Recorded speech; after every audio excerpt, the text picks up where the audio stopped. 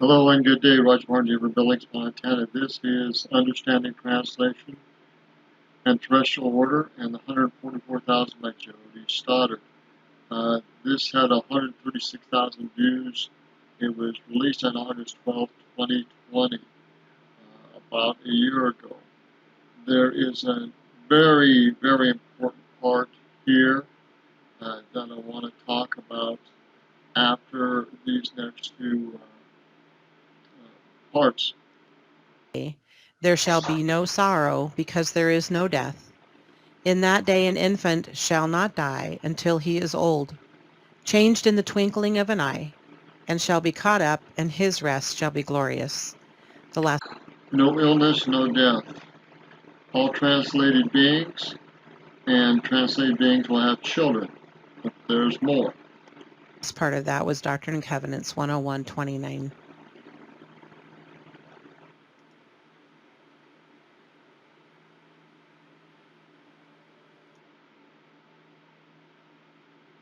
Elder McConkie also said this: Millennial man will live in a state akin to translation.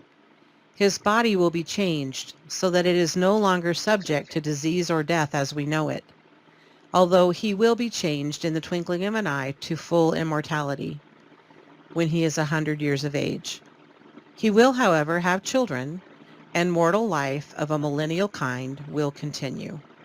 So, oftentimes people ask, are we having children in the millennium? If we're translated, can we have children?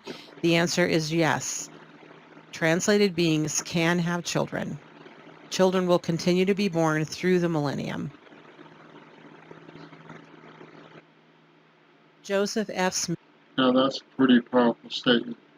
I wasn't sure how well translated beings would, if we're all caught up, then the burning happens.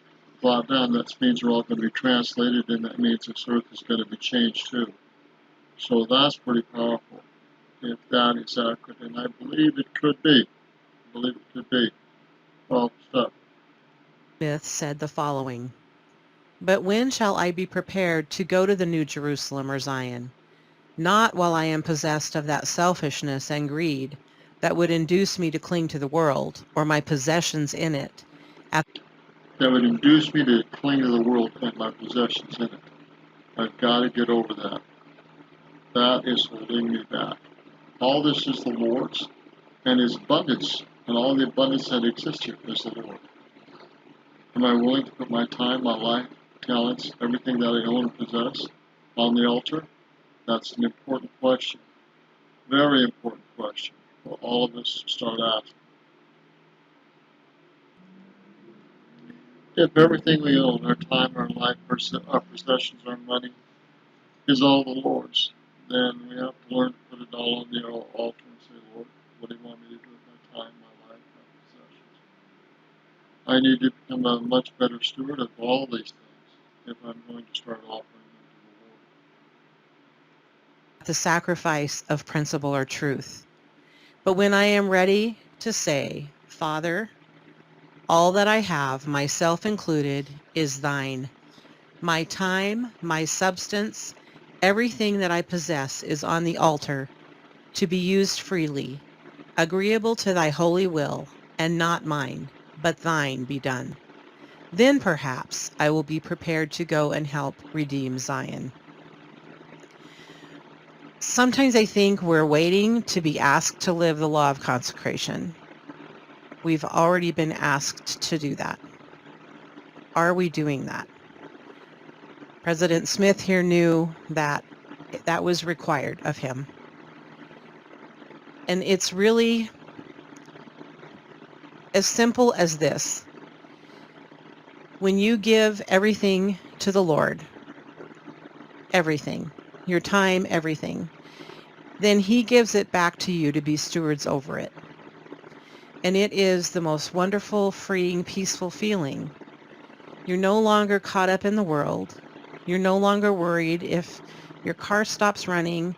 You can just turn to the Lord and you say, Lord, your car stopped running, and I know that thou knowest that I need to get to work so that I can provide food for my family, So how would you like me to take care of repairing your car, Lord?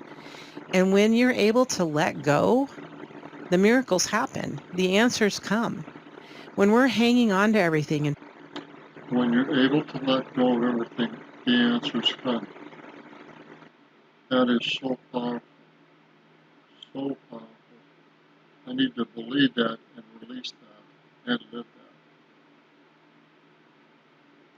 trying to control everything and fix it ourselves and make it happen, then we're struggling. We're not doing it his way.